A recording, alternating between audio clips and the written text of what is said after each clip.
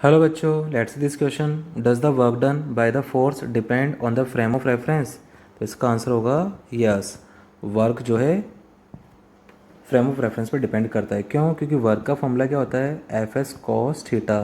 तो जो एस है, जो डिस्प्लेसमेंट है, ठीक है, तो एस दैट इज डिस्प्लेसमेंट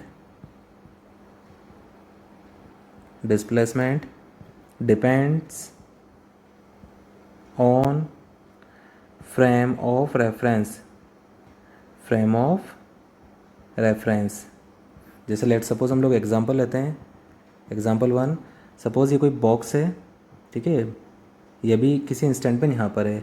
अब अगर मान लो इस पर आपने फोर्स लगाया आगे की तरफ, और इसका जो डिस्प्लेसमेंट है, इसका डिस्प्लेसमेंट होता है इसी तरफ होता है, और ऐसे इसका डिस्प्लेसमेंट होता है, राइट। अब इस वाले केस में जो ऑब्जर्वर है ना, ये ऑब्जर्वर है और ये रेस्ट पे है। तो यहाँ पे डिस्प्लेसमेंट कितना है? ऐसी है। और वर्क डन कितना मिलेगा आपको? यहाँ पे पॉजिटिव वर्क मिल जाएगा, right.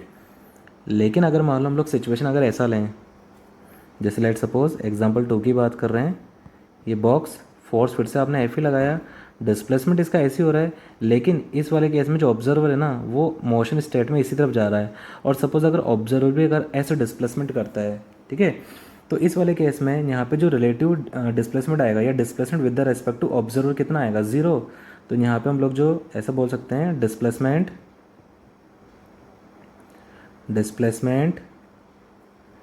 With the respect to observer वो कितना है?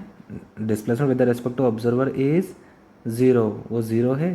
तो इस केस में आपको वर्क डन क्या मिलेगा? 0 मिलेगा, ठीक है। थर्ड वाला एग्जांपल आप ऐसा भी क्रिएट कर सकते हैं। फोर्स आपने सेम फोर्स लगाया, एफ फोर्स लगाया आगे की तरफ, ठीक है, डिस्प्लेसमेंट आपका बॉक्स का एस है।